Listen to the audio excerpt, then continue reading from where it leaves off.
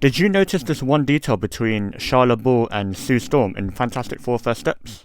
Before the video starts, if you have not watched the Fantastic Four First Steps film, I highly recommend you go watch it first and then return back to this video, as this video will contain quite a bit of spoilers, so you have been warned.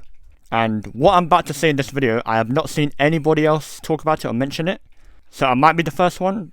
However, there is someone out there that has probably made this video and I just haven't noticed. Or this detail that I'm talking about is probably so obvious and I'm probably just going way too deep into it. Or this detail that I'm mentioning is probably very unintentional and again, I'm just going way too deep into it trying to find a connection. But oh well. Earlier today when I was thinking about this theory, I thought it was pretty cool and it does make sense in my head. So I thought I'd make a video about it. But yeah. But before we do get into it, please make sure to like the video and subscribe. And comment down your thoughts on this theory that I'm about to talk about. Or if I'm just yapping and just waffling and just going way too deep into something random, let me know that as well.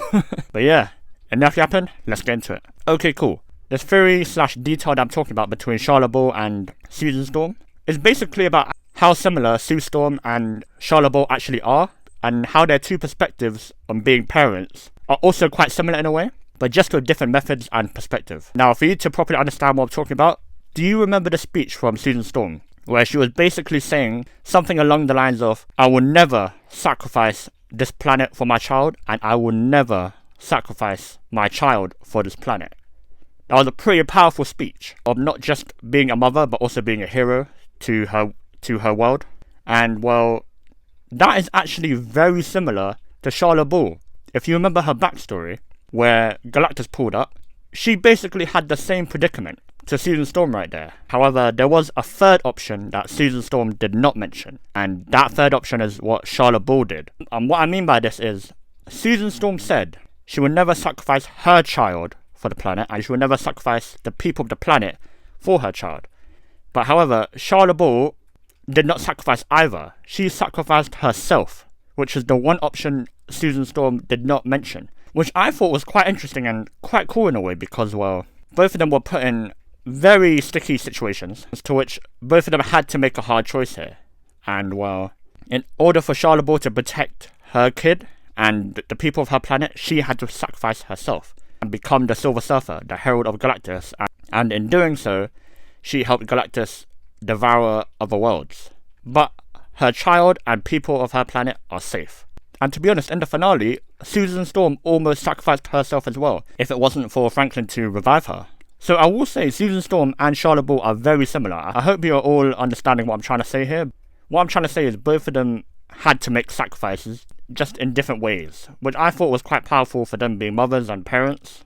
So yeah. And I will also add, a lot of people think Shalla-Bal was the villain, which, how can she be the villain? I thought a lot of people would do exactly what Shalla-Bal did, which is sacrifice herself for her family and the rest of her people.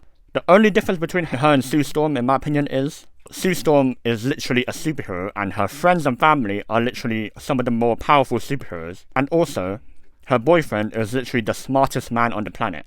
So she did have an edge. So her odds were more in her favour than Shalla-Bal, who was just a mum, which we don't know if she was a single mum, because I'm pretty sure we don't know if Norrin Radd was ever in the picture, but we can assume that Norrin Radd is in the picture, just wasn't in that scene. I just thought the parallels between those two were quite similar.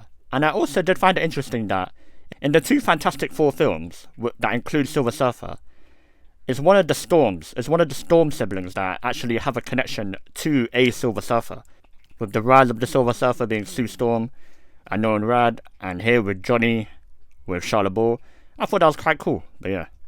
I would also like to add, I do wish we saw Sue Storm and Shalla-Bal actually interact, because well, in Sue Storm's eyes, I'm pretty sure she sees Shalla-Bal as this evil cosmic being that's serving this planet-eating god, because she doesn't actually know the full story of Shalla-Bal.